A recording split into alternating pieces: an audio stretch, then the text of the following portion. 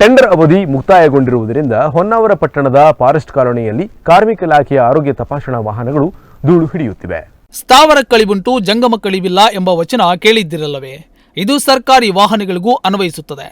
ಸದಾ ಓಡಾಡಿ ಸೇವೆ ನೀಡುತ್ತಿರಲಿ ಎಂದೇ ಕೊಂಡ ಸರ್ಕಾರಿ ವಾಹನಗಳು ಚಲಿಸದೆ ಒಂದೇ ಕಡೆ ಸ್ಥಿರವಾಗಿ ನಿಂತು ಧೂಳು ಹಿಡಿಯುತ್ತಿವೆ.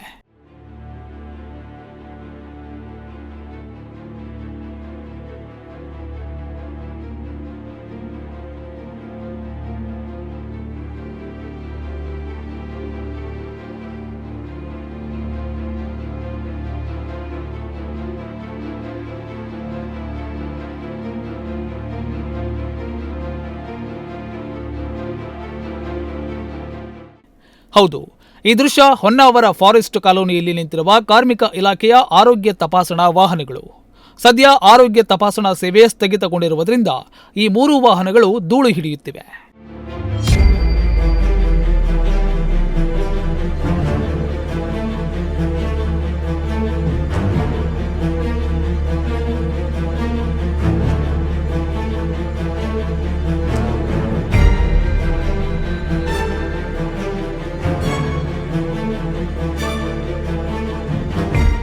ಶಾಸಕ ಶಿವರಾಮ್ ಹೆಬ್ಬಾರ್ ಅವರು ಕಾರ್ಮಿಕ ಸಚಿವರಾಗಿದ್ದಾಗ ಕಾರ್ಮಿಕರಿಗಾಗಿ ಜಾರಿಗೆ ತಂದ ಅಪರೂಪದ ಯೋಜನೆ ಇದು.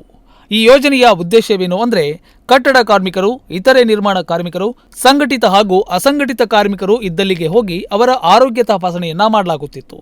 ಹಾಗೆ ಅಗತ್ಯವುಳ್ಳವರಿಗೆ ಇಎಸ್ಐ ಆಸ್ಪತ್ರೆಗಳಲ್ಲಿ ಚಿಕಿತ್ಸೆ ಕೊಡಿಸುವ ವ್ಯವಸ್ಥೆಯನ್ನ ಮಾಡಲಾಗಿತ್ತು. ನಿಜಕ್ಕೂ ಈ ವ್ಯವಸ್ಥೆ ಕಾರ್ಮಿಕರಿಗೆ ತುಂಬಾ ಪ್ರಯೋಜನವಾಗಿತ್ತು.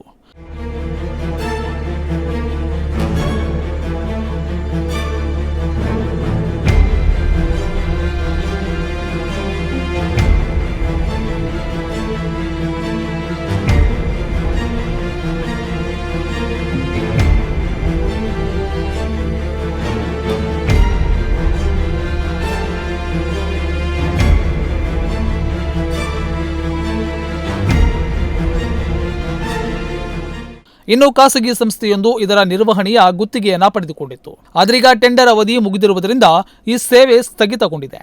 ಹೊನ್ನಾವರ ಫಾರೆಸ್ಟ್ ಕಾಲೋನಿಯಲ್ಲಿರುವ ಈ 3 ಆರೋಗ್ಯ ತಪಾಸಣಾ ವಾಹನಗಳು ಧೂಳು ಹಿಡಿಯುತ್ತಿವೆ.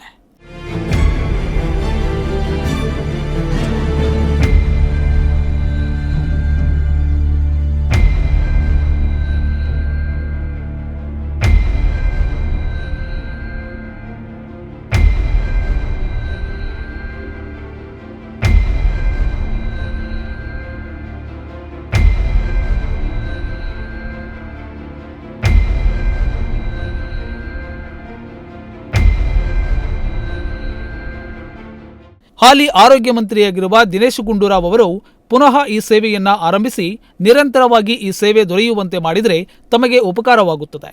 ಮಳೆಯ ಕಾರಣ ಕಾರ್ಮಿಕರು ಮಳೆಯಲ್ಲೇ ಕೆಲಸ ಮಾಡುತ್ತಿರುತ್ತಾರೆ. ಹೀಗಾಗಿ ಈ ಸೇವೆ ಮತ್ತೆ ಆರಂಭಿಸಿದರೆ ಕಾರ್ಮಿಕರಿಗೆ ಅನುಕೂಲವಾಗುತ್ತದೆ ಎಂದು ಕಾರ್ಮಿಕ ಧುರೀಣರು ಆಗ್ರಹಿಸಿದ್ದಾರೆ. ರಾಜೇಶ್ ಜೊತೆಗೆ ವೀರೇಶ್, ನುಡಿಸಿರಿ ನ್ಯೂಸ್, ಹೊನ್ನಾವರ.